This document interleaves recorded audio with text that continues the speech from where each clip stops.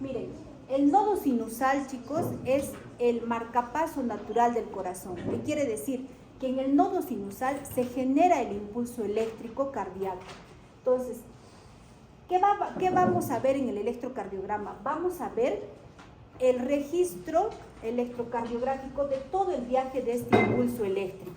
Entonces, el nodo sinusal, como ya vamos a ver más adelante, tiene células especializadas que generan el impulso eléctrico. Entonces, una vez que genera el impulso eléctrico, va a despolarizar la aurícula derecha, la aurícula izquierda, y esto va a pasar por 3 haces al nodo aurículo-ventricular.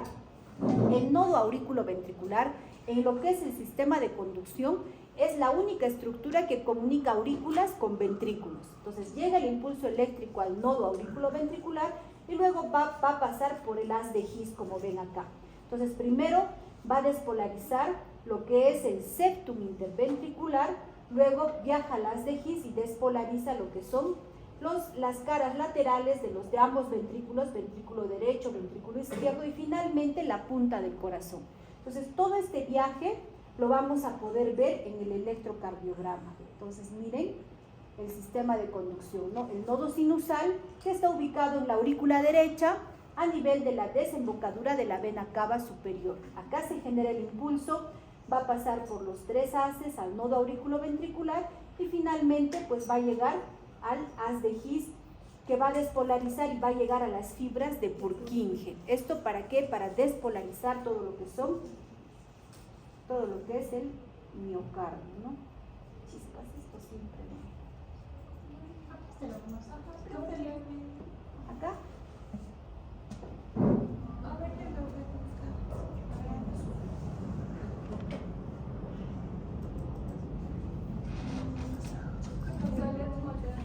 ¿Ah?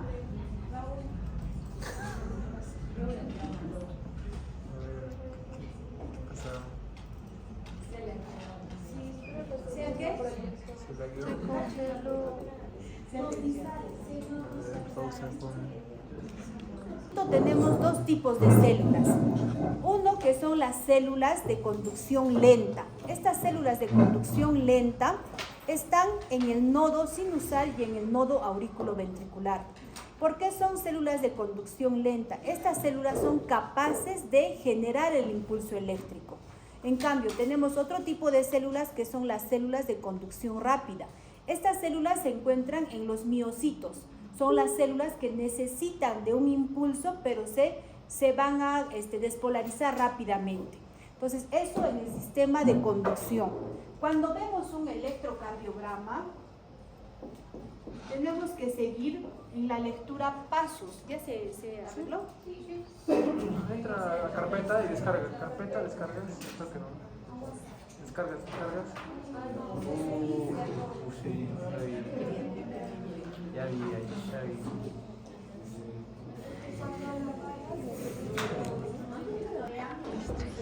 Se genera porque tenemos células de conducción lenta que generan el impulso eléctrico. Vean que se despolariza primero la aurícula derecha, luego la aurícula izquierda y llega al nodo aurículo-ventricular.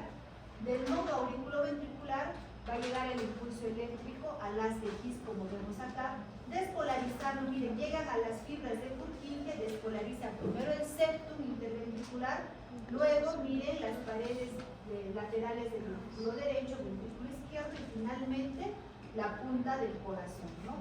Ahora, las células de respuesta rápida son las células que están en los miocitos. Estas células no generan el impulso eléctrico, necesitan un impulso eléctrico para que puedan despolarizarse. Y tenemos las células de respuesta lenta que ven acá, ¿no? Estas células se encuentran en el nodo sinusal y en el nodo aurículo-ventricular. Entonces son células que generan el impulso eléctrico. Entonces los diferentes potenciales de acción. Miren, el nodo sinusal y el nodo aurículo-ventricular tienen respuesta lenta. En cambio, todo lo que es en lo que son células miocárdicas, la respuesta a la despolarización es rápida. Entonces, cuando hablamos de despolarización, chicos, hablamos de un vector que tiene la cabeza positiva y la cola negativa. Entonces nuestra célula, cuando está en reposo, en fase de repolarización, la célula miocárdica, tiene una carga intracelular negativa y una carga extracelular positiva. Cuando llega el vector de la despolarización, va a haber un cambio a nivel de esta carga. Va a ser que la carga intracelular sea positiva, como vemos acá, y la carga extracelular sea negativa. Entonces, de esta manera se va a dar la despolarización a nivel de las células miocárdicas, ¿no? Entonces, pero la célula no se va a quedar completa, todo el tiempo despolarizada, tiene que volver a repolarizarse. Entonces, tenemos otro vector, que es el vector de la repolarización, que ya también va a volver a su estado de quietud, o sea, la carga intracelular va a ser negativa y la carga extracelular positiva, ¿no? Entonces ahí tenemos el vector de la despolarización y de la repolarización. Ahora, cuando hablamos del electrocardiograma, hemos dicho que se va a registrar gráficamente todo el viaje de este impulso eléctrico. Entonces recordemos algunas características del papel del electrocardiógrafo. Primero tienen que ver que esté calibrado a los estándares internacionales, porque a veces tratando de sacar el personal que saca el electro, lo mueve, ¿no? Y lo pueden descalibrar. Entonces fíjense que la velocidad tiene que estar a 25 milímetros por segundo, ¿no? Y en lo que es velocidad y en lo que es amplitud tiene que estar a 10 milivoltios. Entonces, si está a esos estándares de calibración, el electrocardiograma lo podemos leer sin problema. ¿Qué pasa si, por ejemplo, lo han descalibrado y está a 50 milímetros por segundo? Vamos a ver que está muy bradicárdico, ¿no? El paciente tiene frecuencia de 20 por minuto, nos asustamos, pero vemos que está mal calibrado. Entonces, siempre hay que fijarnos que esté a 25 milímetros por segundo y a 10 milivoltios. Esa es la calibración estándar. Entonces, miren chicos, este es el papel. Cada cuadradito pequeño, primero en la zona de las abscisas, que es hacia el lado lateral, vamos a medir la velocidad. Y hacia el lado de las ordenadas, vamos a ver lo que es amplitud o voltaje. Entonces, miren, cada cuadradito pequeño que ven acá, en lo que es velocidad, va a medir 0.04 segundos. ¿Por qué? Porque estamos diciendo que está a 25 milímetros por segundo. Cada cuadradito hacia arriba, en lo que es amplitud, es 1 milímetro, ¿no? Cada 2 cuadrados grandes es 1 milivoltio. Entonces, fíjense, cada 5 cuadraditos pequeños hay un cuadrado grande, ¿no? Entonces, tenemos que saber cuánto mide cada cuadradito, como ven acá, y 1 milímetro para arriba, 1 milímetro para velocidad también. Ahora, ¿cuáles son las ondas que vamos a ver en el electrocardiograma? Vamos a ver primero la onda P, ¿no? La onda P que nos va a indicar la despolarización de las aurículas. Hemos visto que el impulso eléctrico despolariza primero la aurícula derecha y luego la aurícula izquierda. Entonces la onda P no es totalmente simétrica, son como dos muesquitas juntas porque primero se está despolarizando la aurícula derecha y luego la aurícula izquierda. Luego de la onda P vamos a tener lo que es el segmento PR, ¿no? No el intervalo, sino el segmento. Miren, es plano, es isoeléctrico. ¿Por qué? Porque en este momento el impulso eléctrico está llegando al nodo aurículo-ventricular. Y como en el nodo aurículo-ventricular tenemos células de respuesta lenta, no van a graficar en el electrocardiograma ninguna onda hacia arriba ni hacia abajo, sino es plano. Una vez que llega al nodo aurículo-ventricular, ¿qué hace el impulso eléctrico? Va por el haz de His, ¿no? Para despolarizar los ventrículos. Entonces vamos a tener el complejo QRS. Fíjense, la onda Q, que es la primera onda negativa del complejo QRS, seguida de la onda R, que es la onda positiva, y seguida de la onda S, que es la segunda onda negativa del complejo QRS. Entonces, el complejo QRS, ¿qué nos está indicando? Nos está indicando la despolarización ventricular. Luego tenemos el segmento ST, ¿no? Desde que acaba la S hay un segmento. Este segmento es importante sobre todo en cardiopatía isquémica porque vamos a tener, por ejemplo, infartos ST elevados, infartos ST infradesnivelados. Un punto importante es el punto J, ¿no? El punto J es el punto que se ubica acá, es el punto de unión entre el complejo QRS y el segmento ST. Este punto J también es importante porque se va a elevar o va a descender en lo que es cardiopatía isquémica. Luego del segmento ST tenemos la onda T. La onda T que se va a graficar por la repolarización ventricular, ¿no? Como esos ventrículos se han despolarizado, ese vector de cabeza positiva y cola negativa ha cambiado lo que es el intracelular a positivo, luego la célula tiene que volver al reposo, tiene que repolarizarse. Entonces, una vez que se repolariza, se va a graficar la onda T. Entonces, estas ondas, chicos, son las ondas que vamos a ver en el electrocardiograma. Puede haber una onda U, pero eso ya es patológico. Primero vamos a ver lo que es normal. Ahora, cuando hacemos un electrocardiograma y ustedes que están rotando, fíjense, igual los que están rotando conmigo van a ir a ver cómo saca el electrocardiograma la enfermera, porque de repente algunos lo han visto, ¿no? El electrocardiograma lo sacan con el paciente echado en posición prona, ¿no? Y le ponen electrodos en los brazos, en las piernas y le ponen en la zona precordial. ¿Por qué? Porque vamos a ver el electrocardiograma de 12 derivadas, ¿no? Tanto en un plano frontal como en un plano horizontal. Entonces, este es el plano frontal, chicos. En el plano frontal vamos a ver que hay derivadas unipolares y derivadas bipolares. ¿Cuáles son las derivadas bipolares? Por ejemplo, cuando nosotros ponemos los electrodos en los brazos, ¿no? La diferencia de potencial entre el brazo derecho y el brazo izquierdo va a generar una derivada, que es la derivada de 1, que es bipolar. Igualmente, la diferencia de potencial entre mi brazo derecho y mi pierna izquierda va a generar la derivada de 2, que es bipolar. Y la diferencia de potencial entre mi brazo izquierdo y mi pierna izquierda va a generar la derivada de 3, ¿no? Esas son las derivadas bipolares, porque se generan por la diferencia de potencial de 2 puntos.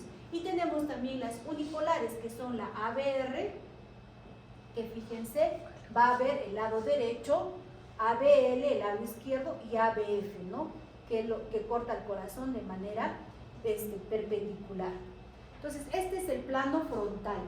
Ahora, también va a haber el plano horizontal, ¿no es cierto? Van a ver que se coloca electrodos en el pecho. Entonces, en el cuarto espacio intercostal paraesternal derecho colocamos la derivada B1. En el cuarto espacio intercostal izquierdo colocamos la derivada B2. En el quinto espacio intercostal colocamos la B4. Y entre B1, entre B2 y B4 está la derivada B3. Luego tenemos en el quinto espacio intercostal línea medio clavicular, tenemos la derivada B5, y en el quinto espacio intercostal línea axilar anterior tenemos la derivada B6. Esto es un electrocardiograma normal.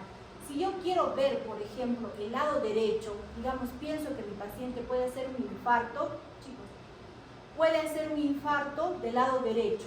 Entonces, ¿qué tengo que hacer? Tengo que poner derivadas en el lado derecho. Si yo quiero ver, por ejemplo, que mi paciente puede tener un infarto posterior, puedo ponerle hasta B7, B8, ¿no? Dependiendo, si yo quiero examinar eso lo vamos a ver en cardiopatía isquémica, solo para que ustedes sepan que hay un plano frontal y hay un plano horizontal. Este es el plano horizontal, ¿no? Ahora, acá ya también al corazón lo vamos a ver en este plano, desde B1 hasta B6. Este es el plano horizontal. Entonces, este es el plano frontal. Es importante que sepamos reconocer a qué grado se encuentra cada derivada. Como ven acá, miren chicos, la derivada D1 es la que ya sabemos, es una bipolar. Hacia el lado izquierdo está en 0 grados y hacia el lado derecho más o menos 180 grados. La D1. La D2, que es esta, fíjense, la D2, hacia el segmento, miren que el corazón está partido en 4 cuadrantes, ¿no es cierto? Está en 4, miren, en 4. Este es un cuadrante superior izquierdo, este es un cuadrante inferior izquierdo, un cuadrante superior derecho y un cuadrante inferior derecho. Normalmente, por ejemplo, nuestro corazoncito, el eje eléctrico, se debe ir hacia el cuadrante inferior izquierdo. ¿Por qué? Porque está la mayor masa muscular a nivel del ventrículo izquierdo, tenemos la mayor masa. Entonces, a ese lado se va el eje eléctrico. Entonces, volvemos. D1 está en 0 grados y en más menos 180 grados. D2, como ven acá, en el cuadrante inferior izquierdo está en más 60 y en el superior derecho en menos 120. Luego tenemos la derivada D3. D3 en el superior izquierdo está en menos 60 y en el inferior derecho más 120. Luego tenemos ABF, miren acá, ABF hacia abajo es más 90 y hacia arriba menos 90. Entonces hay que recordar en cuántos grados está cada derivada para que podamos hallar el eje eléctrico del corazón. Entonces el eje eléctrico del corazón normalmente está de 0 grados a 90 en este cuadrante, en el inferior izquierdo. Pero puede haber variaciones, por ejemplo, si son niños, si son pacientes muy delgados, el eje puede estar pues más lateralizado, ¿no? Puede estar hacia el lado o más pendular, digamos, puede estar hacia el lado derecho, hasta más 110. Ahora, también hay pacientes que son obesos, entonces los pacientes obesos pues tienen el diafragma más levantado y nuestro corazón se puede ir hacia el lado izquierdo. Entonces el eje eléctrico se puede ir hasta menos 30. Entonces el eje normal desde menos 30 hasta más 110. ¿Ya, chicos? Ese es el eje eléctrico normal. Vamos a aprender ahorita a hallar el eje eléctrico.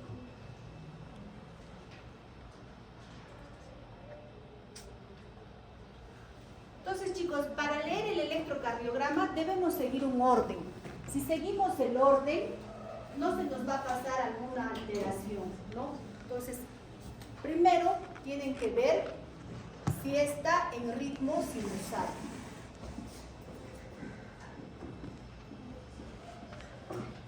Si está en ritmo sinusal. Sabemos, ya hemos dicho que el electrocardiograma normal, el impulso eléctrico se genera en el nodo sinusal. Pero ¿cómo voy a decir yo este es un ritmo sinusal o no es? Primero, todo complejo QRS, este es el complejo QRS, tiene que estar precedido de onda P. Todo complejo QRS. Entonces, precedido, cuidado que sea permanente, huele a alcohol, ¿no? Si no se borra. Precedido de onda P. Todo QRS precedido de onda P. Luego, la distancia entre R y R tiene que ser regular. Por ejemplo, si acá hay 60 por minuto, acá también tiene que haber 60 por minuto, ¿no? Por ejemplo, la distancia entre R y R debe ser la misma. O sea, acá es lo mismo que esto, igual. Ya la distancia entre R y R es igual. Y el tercer criterio que también es importante, en la derivada D2, la onda P tiene que ser positiva, hacia arriba. Y en la derivada ABR es negativa. En ABR todo es negativo. ¿Por qué? Porque es la derivada que está en el brazo derecho, que está opuesto, ¿cierto? Será diferente si el paciente tiene pues dextrocardia, ¿no? Si mi corazón está al lado derecho será diferente. Pero estamos hablando de un electrocardiograma normal. Entonces, positiva en D2 y negativa en ABR. Si ustedes ven que cumple con estos tres criterios, empiezan diciendo está en un ritmo sinusal. El segundo paso es ver la frecuencia cardíaca. La frecuencia cardíaca en un adulto normal es de 60 a 100. En los niños varía, ¿no? En los neonatos, por ejemplo, es hasta 140 por minuto, luego cada mes va bajando. Hay una tablita que manejan en pediatría, ¿no? Que la frecuencia va bajando con los meses, con el año, pero varía. Estamos hablando de un adulto, ¿no? La frecuencia normal es de 60 a 100 por minuto. ¿Cómo hallamos la frecuencia cardíaca? Ustedes van a ver, chicos, en el papel milimetrado, que les voy a mostrar acá.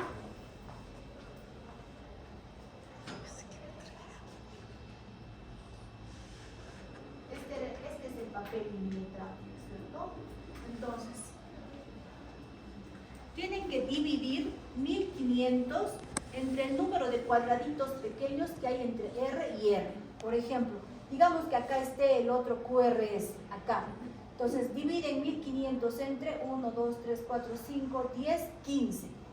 1500 entre 15, 150, ¿no? Entonces, entre 15 no 100, ¿no? 100. Entonces, esa será mi frecuencia cardíaca.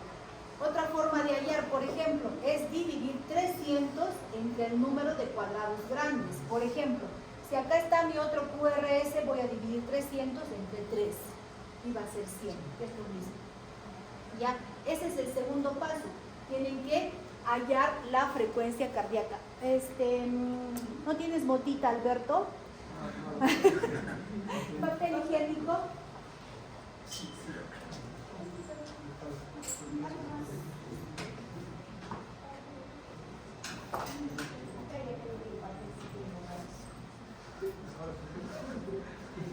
Ya. El tercer paso es hallar el eje eléctrico.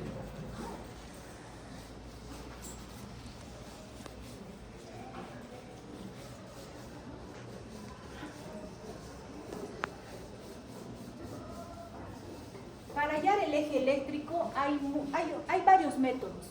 Yo les enseño el que a mí de residente pues me ha parecido más sencillo, ¿no?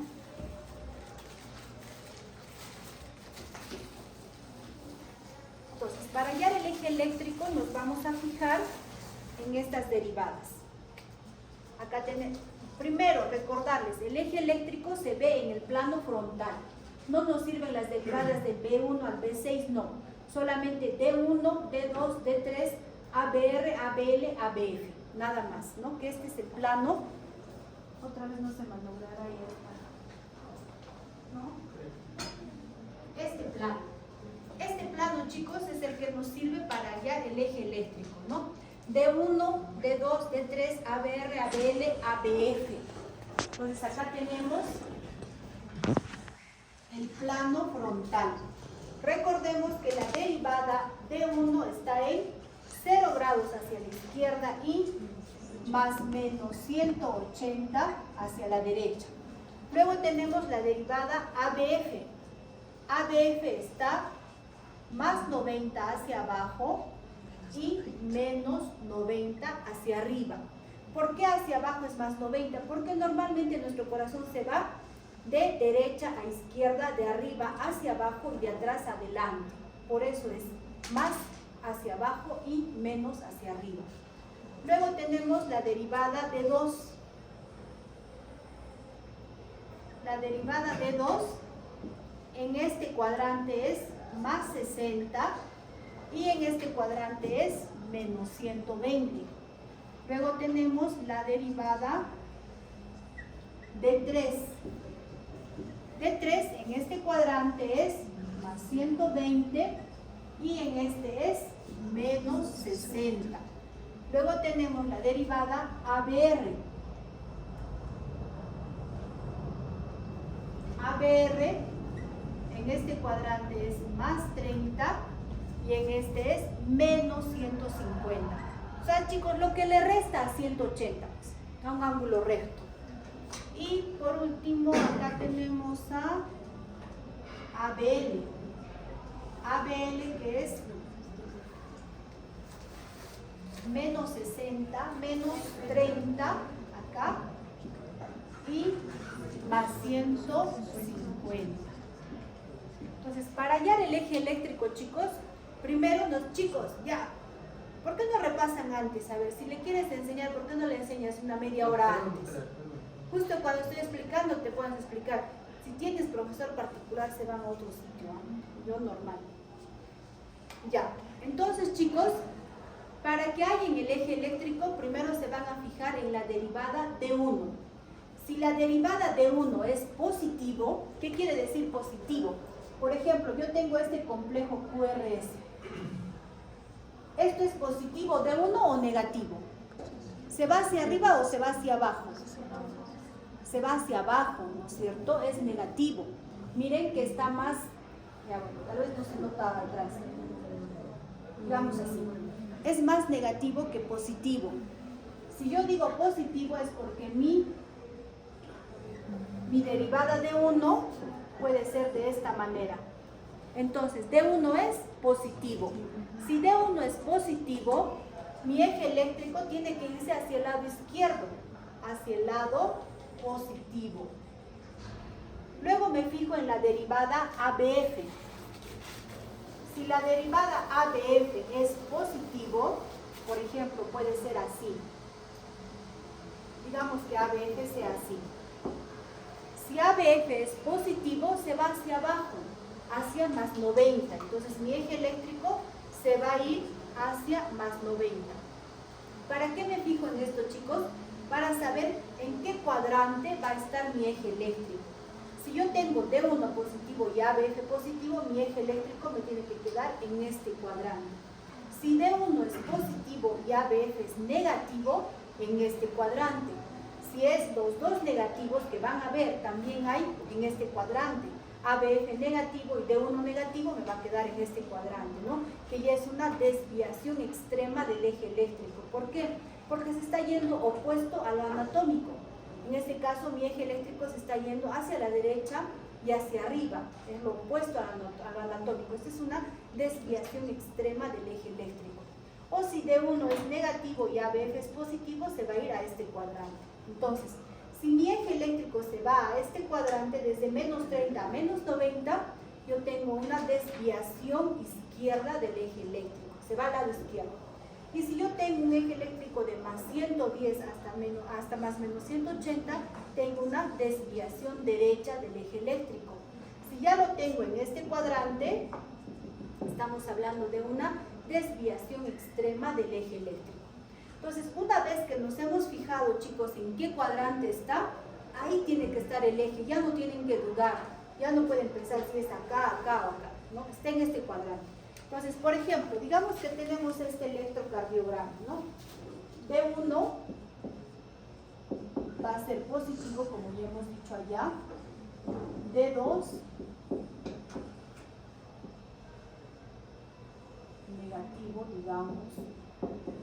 D3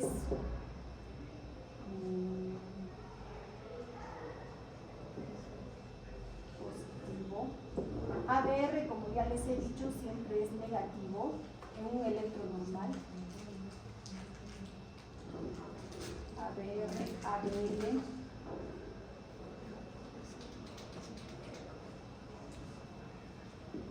Y ABF. Ya. A ver, fíjense, chicos, digamos que tenemos estas derivadas. Ya, así es. D1 es positivo y ABF es positivo. Entonces mi eje me va a quedar acá. Luego el siguiente paso es buscar la derivada más isoeléctrica. ¿Qué quiere decir isoeléctrica? La más plana o la que tiene el mismo número de cuadraditos hacia arriba que hacia abajo. En este caso, a ver tú, ¿cuál es tu nombre? Karen. A ver, Karen, ¿qué te parece? ¿Cuál sería la derivada más, Karen? ¿Cuál sería la derivada más isoeléctrica? ABL, ¿no es cierto? No es completamente isoeléctrica, pero es la que tiene pues casi el mismo número de cuadraditos hacia abajo que hacia arriba. Entonces, esta es la derivada isoeléctrica. ¿Y dónde estará el eje eléctrico? En la derivada que le corta perpendicularmente, la que le corta en 90 grados. ¿Y cómo se cortan las derivadas? Así, miren. A D1 le corta ABF, a D2 le corta ABL y a D3 le corta ABR. Entonces, si mi derivada isoeléctrica está en ABL, mi eje eléctrico va a estar en D2. ¿Y cuánto es D2? Más 60, ¿no es cierto? Así de fácil es hallar el eje eléctrico. Por ejemplo, ahora vamos a ver otro ejemplo, ¿ya? Creo que sí,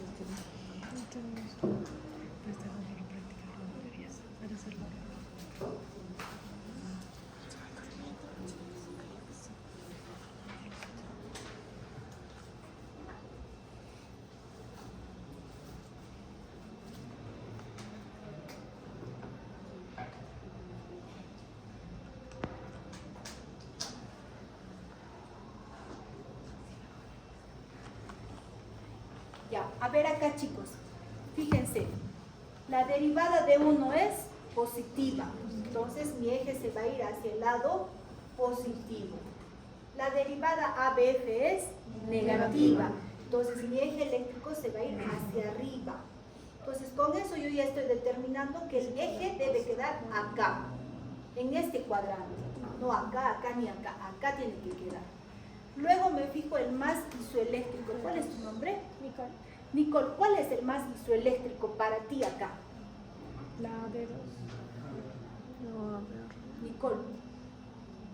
Fíjate, o sea, ¿cuál es la más plana o la que ABR. tiene el mismo número de cuadraditos hacia arriba que hacia abajo? ABR. ABR, perfecto, ¿no? Miren que ABR es la más plana. Si nosotros contamos, hay un cuadradito hacia abajo y uno hacia arriba. Entonces, esta es la más plana. ¿Y cuál hemos dicho tu nombre? Giovanni, doctora. Joanny. ¿Y cuál hemos dicho que qué derivada corta a ABR? La D3. La D3. Menos ¿Cierto? 60. Muy bien. Entonces, a D3 le corta a DF, a D2 le corta a BL y a D1 le corta a BF. Entonces, si mi derivada isoeléctrica está en ABR, mi eje eléctrico tiene que estar en D3. ¿Y cuánto es la derivada de 3? Menos 60. ¿Qué estoy viendo acá? Que tengo una desviación eléctrica hacia el lado izquierdo. ¿Un ejemplo más? Sí. ¿Sí? ¿Ya?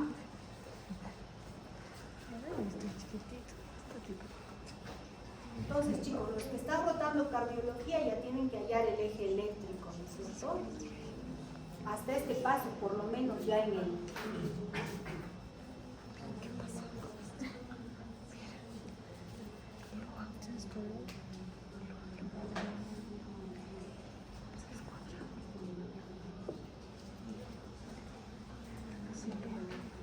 Ya eso ya había visto que era flor.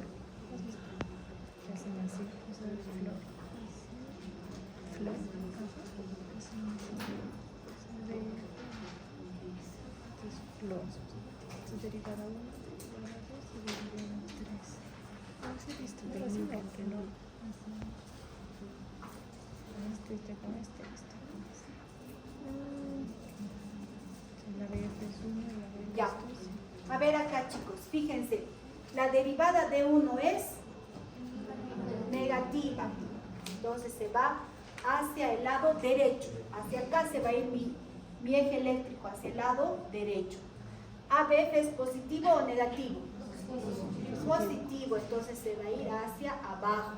Entonces mi eje eléctrico me tiene que quedar acá, chicos, acá, en este cuadrante. Ya hemos determinado. Luego, a ver, ¿cuál es tu nombre? Tú que tienes tus aretitos bonitos. Anaí. ¿Qué te parece? ¿Cuál es el más isoeléctrico? ¿Cuál es la derivada más isoeléctrica? O sea, la que tiene el mismo número de cuadraditos hacia arriba que hacia abajo. Se ve, ¿no? ABR, muy bien. ¿Y cuál corta ABR? D3. Miren, igual en D3, pero ya hemos determinado en qué cuadrante nos va a quedar y nos tiene que quedar en este cuadrante. ¿Cuánto es D3 en este cuadrante? 120 Más 120, ¿no es cierto? Siempre tienen que decir más o menos, porque no es igual más 120 que menos 120, ¿no es cierto? Entonces mi eje va a ser en más 120, ¿ya, chicos? Ahora, esa es la manera de determinar el electrocardiograma, por ejemplo, en 90, 60, 30, 0, pero ustedes van a ver que también hay eje eléctrico de 15 grados, hay eje eléctrico de 45, hay eje de 105, y eso es haciendo una aproximación. Por ejemplo, en este caso que hemos hallado, el eje eléctrico está en más 120, ¿no es cierto? Luego nos vamos a fijar en la derivada isoeléctrica. En la derivada isoeléctrica, si es totalmente isoeléctrica, o sea, si es plana, o si tiene el mismo número de cuadraditos hacia arriba que hacia abajo, ya no aproximamos nada. El eje eléctrico está en más 120, por ejemplo. Pero ¿qué pasa? Por ejemplo, acá, ¿no? Tratando de ser, miren, acá digamos que haya un cuadradito y medio, y digamos que acá solo haya un cuadradito, ¿no? Porque ya en el papel ustedes van a ver si es totalmente isoeléctrico. Entonces quiere decir que es más positivo que negativo. porque hacia arriba es un cuadradito y medio y hacia abajo es un cuadradito. Entonces no es totalmente isoeléctrico. En este caso yo puedo hacer la aproximación. ¿Cómo se hace la aproximación? Así, chicos, miren, ¿cuál es la derivada isoeléctrica? ABR. Esta es la derivada isoeléctrica, ¿no es cierto? ABR. ¿Cuál es la que le corta perpendicularmente? D3. Pero estamos viendo que D3 es más positivo que negativo. Entonces yo lo voy a acercar 15 grados hacia mi derivada isoeléctrica. Entonces mi eje ya no va a ser 120, sino va a ser 105. ¿Qué pasaría si es más negativo que positivo? De este 120 lo voy a alejar. Lo voy a alejar 15 grados y mi eje sería más 135, ¿no? Que en realidad no tiene mucha significancia clínica ya, pues que sea 105, 135, pero si ustedes quieren hallar un eje eléctrico exacto, pueden hacer esta aproximación. Si es más positivo que negativo, lo acercan 15 grados, si es más negativo, lo alejan 15 grados. Pero con que ustedes me digan el eje está en menos 60, menos 30, 0, está bien, porque no tiene mayor significancia, no es solamente para hallar un eje eléctrico más exacto. Bien, chicos, hasta acá, ¿alguna pregunta? A ver. Doctora, ¿qué pasa si D1 o AVF es isoeléctrico? Es isoeléctrico, igualito, pues mira, si D1 es isoeléctrico, digamos que D1 sea acá. Digamos que D1 es isoeléctrico, así, ¿ya? Entonces, si D1 es el isoeléctrico, ¿cuál le va a cortar a D1? Le va a cortar ABF. Entonces yo me tengo que fijar, si ABF es positivo, mi eje eléctrico ¿a dónde se va? Hacia abajo. Entonces mi eje será más 90. Pero si fuera negativo, digamos si fuera más negativo que positivo, mi eje eléctrico será menos 90. ¿No es cierto? Porque tú al fijarte el electro vas a decir, ah, D1 es el isoeléctrico. Entonces estoy en que mi eje está en D1, está en el perpendicular. Luego me fijo ABF, ABF es negativo, entonces mi eje será menos 90. Si es positivo, más 90. Igual, si es ABF el isoeléctrico, digamos que ABF sea plano. Si ABF es plano o es así, digamos que ABF sea así, el más isoeléctrico. ¿Cuál corta ABF? Entonces mi eje va a estar en D1. Ahí me tengo que fijar si D1 es positivo o negativo. Si es negativo, si los dos son isoeléctricos, o sea, hay más de un isoeléctrico, el eje eléctrico es indeterminado. Puede haber casos donde sea isoeléctrico D1, sea isoeléctrico D3 y sea isoeléctrico ABF. He visto también electrocardiogramas donde todos son isoeléctricos. Entonces es un eje eléctrico indeterminado. Ya tiene que haber un isoeléctrico, uno más isoeléctrico para que hallemos el eje eléctrico. Si hay más de uno es un eje eléctrico indeterminado. ¿Ya, chicos? Perfecto, entonces espero que les haya quedado claro esto del eje eléctrico. Vamos a seguir avanzando. ¿Qué hora es? 4:22. 3:22. Ya, tenemos. ¿En qué cuadrante quedaría en caso de que D1 es isoeléctrico y AVF sea diferente? Por ejemplo, negativo. No te he escuchado, disculpa. ¿En qué cuadrante estaría? Por ejemplo, si D1 es isoeléctrico y AVF es positivo, ¿en qué cuadrante? No? Ya. En el positivo, acá. En este. Sí. D1 es el isoeléctrico, ya. Y ABF es positivo, ya. Positivo. Si D1 es isoeléctrico y ABF es positivo, ¿dónde se va mi eje? Acá, en más 90. ¿No? Que puede ser 90 o puede ser 0 grados. Está acá en más 90. Si tú quieres hacer la aproximación, por ejemplo, digamos que D1 no es totalmente isoeléctrico, sino es positivo, lo vas a acercar acá, que sería más 75. Y si es más negativo que positivo, lo vas a alejar, que sería más 105. Lo acercas o lo alejas 15 o lo dejas en más 90, que al final es lo mismo. Pero si quieres hallar exacto, lo acercas 15 o lo alejas 15. ¿Bien, chicas? Entonces, es chicos, chicas, chiques.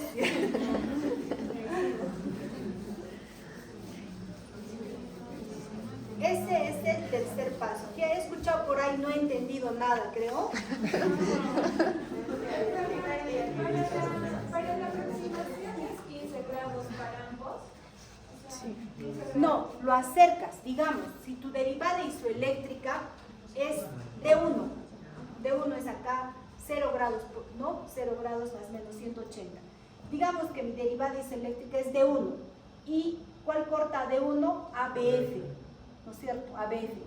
Si D1 es positivo, más positivo que negativo, porque no es totalmente isoeléctrico, lo voy a acercar 15 grados a 0 grados. O sea, va a ser más 75. Y si es negativo, lo voy a alejar 15 grados de mi derivada original. Lo voy a alejar, entonces va a ser más 105. 15 grados por cada No, 15 grados nomás, 15 grados. Si es negativo, ya. Si es negativo, lo alejas 15. Y si es positivo, lo acercas 15. Porque 15 está al medio, pues. Ya no puedes alejar ni acercar más de 15.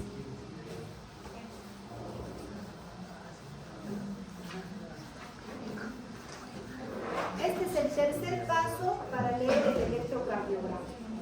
Luego tenemos que ver la onda P.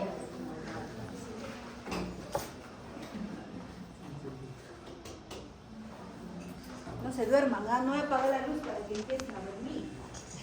Vamos a continuar, chicos. Yo sé que ustedes están almorzando, es un horario cesado. Pero ¿qué vamos a hacer? Sí, está bien. Este es el plano horizontal, ¿no? En el plano horizontal, ¿qué debemos recordar, chicos? Que la onda R, que ya sabemos que es la onda positiva, tiene que ir creciendo. O sea, tú puedes sentar un rato. Miren, en el plano horizontal vamos a tener B1, B2, B3, B4, B5 y B6. ¿Cómo debe ser en B1 la onda R? Es pequeña. La onda S es profunda. En B2 la onda R va creciendo. O sea, la onda R ya va a ser así y la onda S sigue siendo profunda. En B3 casi es isoeléctrica. O sea, como es una derivada de transición, la R es así y la S también es así. O sea, la R está creciendo y la onda S va decreciendo. En B4 ya la onda R es más grande y la onda S es más pequeña. En B5 ya la onda R es mayor y la onda S es pequeña. En B6 ya ni se ve la onda S, más es onda R. Entonces, esta es la evolución de la onda R en el plano horizontal. Y fíjense en el electrocardiograma, es lo normal, ¿no? Primero estamos hablando de lo normal.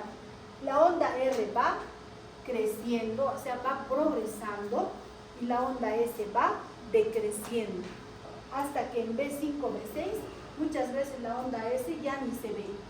Eso es lo normal en el plano horizontal. Ahora, vamos a continuar.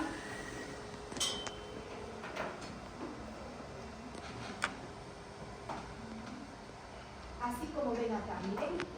En B1 la onda R pequeñita, B2 va creciendo en B3. Miren, la onda R y la onda S casi tienen el mismo tamaño.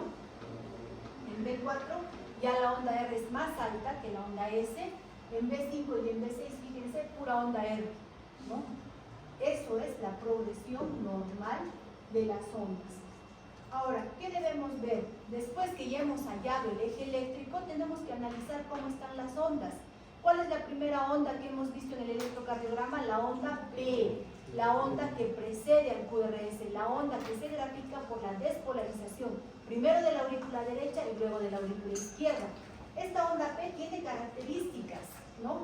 Por ejemplo, en lo que es duración, la onda P, chicos, no debe medir, miren, la duración hablamos de la velocidad, ¿no? De lo que es la línea horizontal, las abscisas.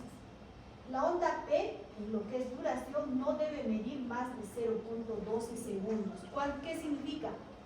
0.12 segundos son 3 cuadraditos pequeños, o sea, la onda P no debe medir más de 3 cuadraditos.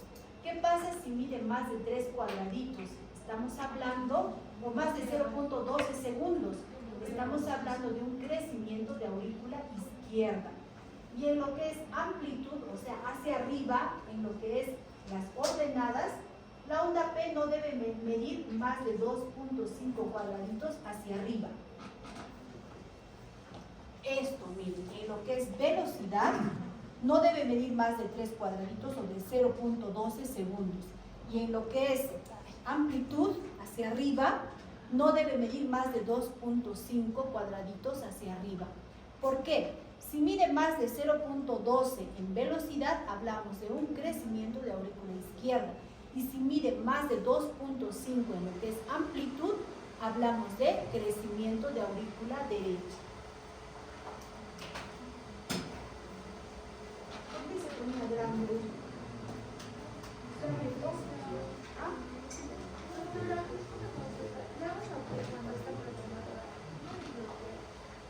La onda P prolongada, no, el intervalo PR.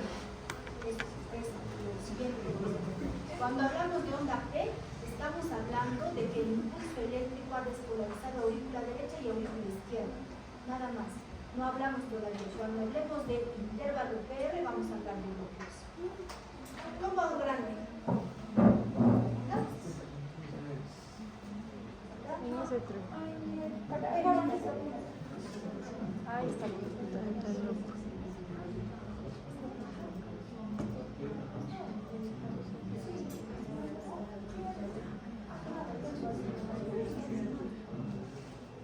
Ya, entonces chicos, a ver, no se distraigan. Estamos en la onda P. Duración hasta 0.12, amplitud hasta 2.5. Si dura más de 0.12, crecimiento de aurícula izquierda. Si es más amplio o hacia arriba, dura más de, no dura, sino es más amplio de 2.5, crecimiento de aurícula derecha. Fíjense acá, por ejemplo. Esta es la onda P, ¿no? Como vemos acá. Hasta 3 cuadraditos es lo normal. Eso es lo normal. Pero fíjense, en la derivada B1, que es la derivada, la primera del plano horizontal, que ya hemos dicho que es en el cuarto espacio, línea derecha para external derecha, la derivada, la onda P es bifásica. ¿Qué quiere decir? Que tiene un componente positivo y negativo. Fíjense en los electrocardiogramas, fíjense en la derivada B1 como en la onda P. Tiene un componente positivo y un componente negativo, o sea, es bifásica. Ahora, fíjense acá. Miren esta onda P, chicos. Miren, la onda P en duración dura 2 cuadraditos, que quiere decir que dura 0.08, es normal. Pero fíjense en amplitud, hacia arriba, debe medir hasta 2.5 cuadraditos. Miren cuánto mide, 3 cuadraditos. ¿Qué me está indicando esto? Que hay un crecimiento de aurícula derecha, izquierda velocidad, duración, amplitud, voltaje derecha. Entonces fíjense, esto es la derivada. ¿Dónde se ve mejor la onda P? Véanla siempre en la derivada de 2. En la derivada de 2 se ve mejor la onda P. Entonces, acá tenemos primero despolarización de aurícula derecha y luego de izquierda, ¿no? Ahora, ¿en qué casos crece la aurícula derecha? Crece, por ejemplo, en esos pacientes que tienen patología pulmonar crónica como el EPOC, ¿no? En pacientes que tienen cardiopatías congénitas como estenosis de la válvula pulmonar o tetralogía de Fallot, en insuficiencia tricuspidia, en el embolismo pulmonar. Entonces yo digo, ¿no?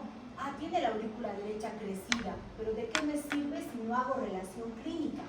O tiene un cor pulmonar, o si es un niño puedo pensar en una congénita, si es cianótico, o puedo pensar, pues si estoy buscando, digamos, criterios para diagnosticar un tromboembolismo pulmonar, este es un criterio para diagnosticarlo, ¿no?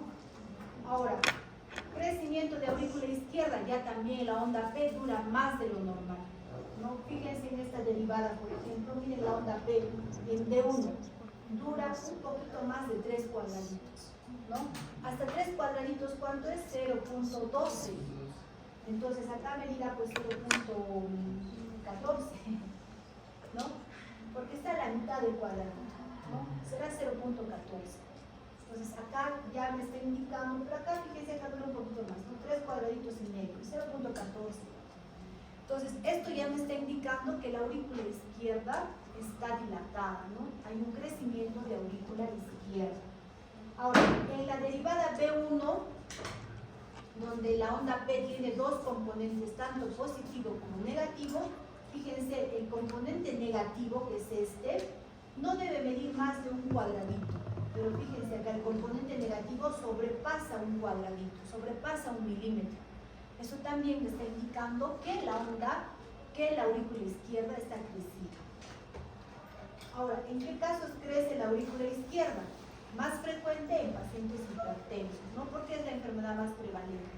También puede haber en valvulopatía mitral, tanto en estenosis como en insuficiencia, ya lo vamos a ver más adelante.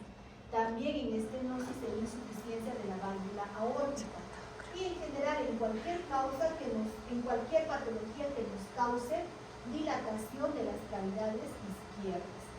Puede haber también que la onda P esté crecida tanto en duración como en amplitud, ¿no es cierto? Digamos, tenemos una onda P que mide más de 0.12 en velocidad y mide más de 2.5 en amplitud.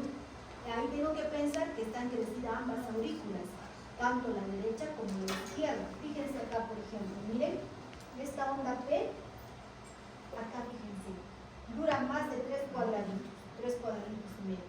Y en amplitud es más amplio de 2.5, miren, está en 3.2 más o menos. Entonces acá hay un crecimiento tanto de aurícula derecha como de aurícula izquierda, ¿no? Y en lo que es la onda P, en la derivada P1, que tiene el componente bifásico positivo y negativo, pues ambas duran más de un cuadradito. Miren, el componente positivo sobrepasa un cuadradito y el componente negativo también sobrepasa un cuadradito, ¿no? Entonces acá hay un crecimiento de ambas aurículas. ¿Y en qué casos voy a ver este crecimiento biauricular? En todas las causas que provoquen crecimiento de aurícula izquierda e hipertensión pulmonar, por tanto sobrecarga de cavidades derechas, ¿no? ¿Qué quiere decir? El corazón pues no está totalmente, no es como una puerta cerrada entre cavidades derechas y cavidades izquierdas. Una patología izquierda, chicos, a la larga va a repercutir en el lado derecho, porque toda la sangre que es expulsada llega a las cavidades derechas. Si hay mayor volumen, mayor presión, también va a hacer que las cavidades derechas se dilaten, ¿no? Por eso no hay una falla cardíaca izquierda y derecha totalmente separada, ¿no? Una va a agravar el otro lado derecho. Entonces, ahí se presenta eso, ¿no? Ahora, en lo que son las derivadas del plano frontal, no vamos a ver que D1 y ABF normalmente deben ser positivos, ¿no es cierto? Normalmente, porque mi eje eléctrico se tiene que ir al cuadrante inferior izquierdo. Pero como ya hemos visto, puede haber una desviación del eje hacia el lado derecho y una desviación hacia el lado izquierdo. O puede haber un eje eléctrico totalmente desviado, una desviación extrema, ¿no? Que esté en el cuadrante superior derecho. Entonces, así hemos dicho que las derivadas en el plano horizontal van, la onda R va creciendo, que es lo normal, y la onda S va decreciendo, que es lo normal. Yo creo que en la siguiente clase vamos a ver ya lo que son hipertrofias, ¿ya? Por ahora, hasta acá, chicos, si tienen alguna pregunta, espero que estén prestando atención, porque esto del electrocardiograma es correlativo. Si alguno de ustedes se incomoda porque les digo, vete a lavar la cara porque estás bostezando, lo hago, chicos, no por fastidiarles, ¿no? Sino porque yo también necesito concentrarme y las veo bostezar, a ver, yo también me entra sueño, ¿no? O cuando les digo, oye, cierra esto, por favor no lo tomen de